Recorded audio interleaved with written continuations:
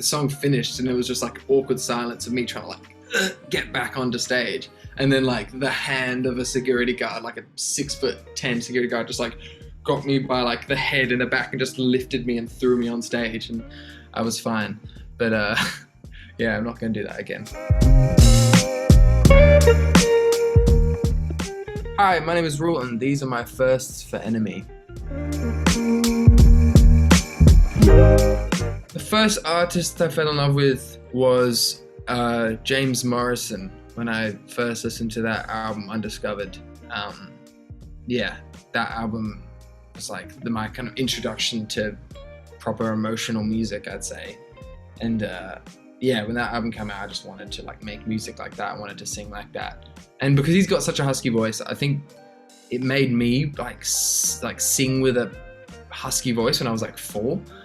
So it was weird. It kind of like developed into my voice from when I was like super, super young. And now it kind of like came through and developed into my older years. But it was really just because I wanted to sound like him. Like I'd been smoking cigarettes all day and like had a really hard life. But that's kind of what I wanted my voice to sound like. Yeah, and the first CD I'd ever bought was Undiscovered. That album came out in 2006.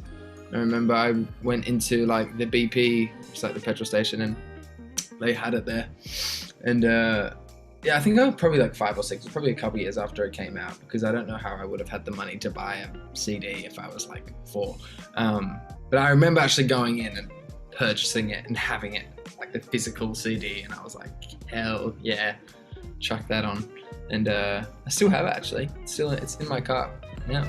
Check it out.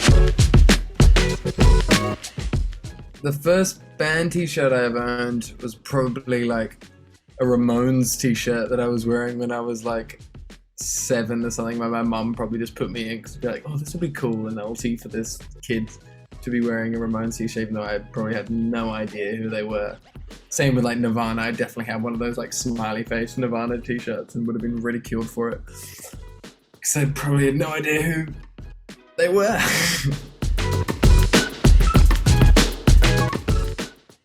The Pink Floyd cover band I was in when I was like 10 years old, and I did like the School of Rock thing for the place that I like learned how to play the guitar. They did like the School of Rock performance. There was like 20 kids. We were in like a huge band, and I like had to learn the Wall album, like the whole thing. And like I had to perform it. It took like 3 hours, and it was just like 10-year-old me singing, "You don't need no education," and yeah, it was, that haunts me to that day. There's still videos of it somewhere on YouTube that I'm trying to take down. The first gig I went to, I don't actually remember. I always like it's either between like Train when I was like, yeah, like 7 or 8, and my dad took me to, or Jessie J. I remember the Jessie J one a lot more, so I don't know which one was first, but the Jessie J one was mad. That was like after Price Tag came out, and I was jamming. That was a tune. Yeah, that show was crazy. I just remember I was probably like 7 or 8 or 9, and I remember she kept saying "fuck" on stage, and I was with my mum, and she was like, like she was getting really pissed because she was swearing on stage. I was like, I'm just so sick. Like, yeah. The first festival I went to was actually Coachella, which, you know, I started at the top, really. Yeah, I went there when I was like 14 or 15. Like right when I started putting out music, I got tickets from my label. That was a weird experience. I reckon it was like all my favorite artists were playing, but I reckon it's like the worst place to see your favorite artist because no one really gives a shit. Like it's like I was like watching Tyler the Creator, but Tyler the Creator was like playing like one set before Beyonce, so his whole like crowd was just Beyonce. We were trying to get a good spot, and it was like, fuck, this is not fun. Like I was just the only one like screaming lyrics and stuff. But yeah, that was my first festival. The first song I finished writing was called Big Music, which was the place I learned how to play guitar, like when I was like a youngin, and I wrote a song about that place called, and the song's called Big Music, and it's a slapper. It'll be out. It'll be on the next album. Okay, definitely not. The first live performance I played, well, yeah, it was probably that Pink Floyd cover band show in front of like 300 parents looking in disappointment. But my first like actual show as RUEL was the Metro in Sydney, which was like 1,200 people.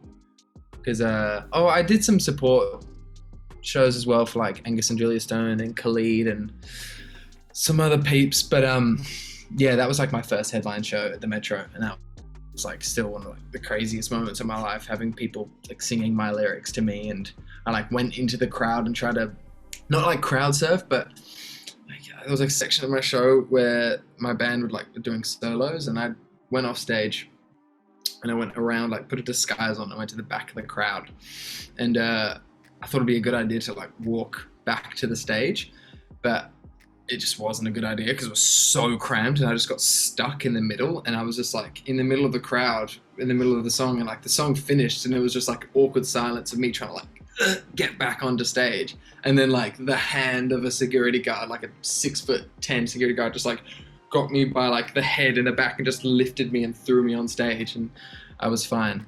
But yeah, I'm not gonna do that again.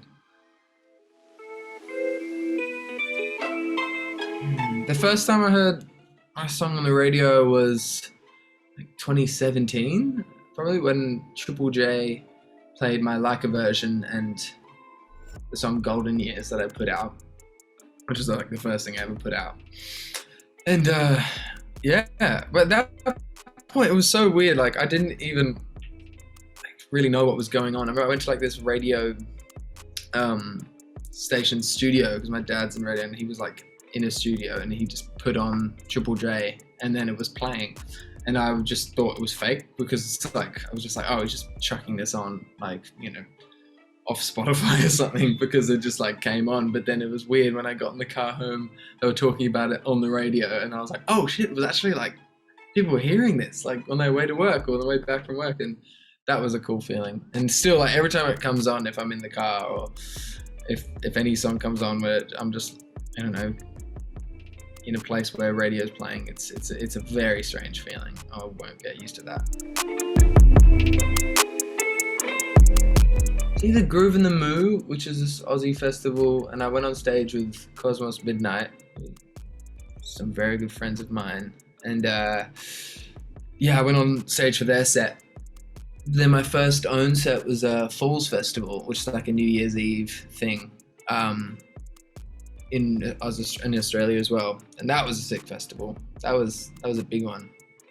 And yeah, I haven't played too many festivals, to be fair.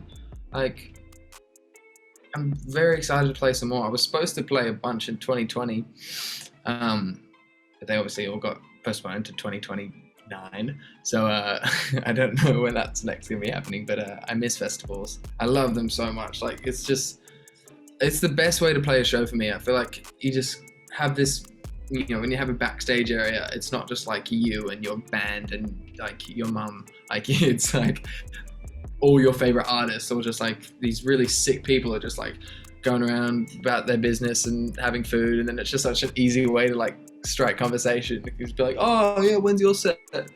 And then you know exactly when their set is, but it's just a good way to like start conversation with people you like.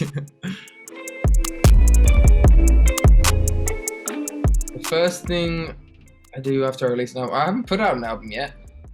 Put out EPs. The first thing I've done after I've put out EPs has been depressed. Like the past like 3 EPs I've put out, I've just been like in my room as it's come out, like going to sleep. I just realized I've never done like a release party. I've just been like, oh, it's out. And then I like look on Spotify and I'm like, cool. And then I like go to bed and wake up and then do a bunch of press. So when the album comes out, I'll do some cool shit. Thank you so much for watching my first with NME.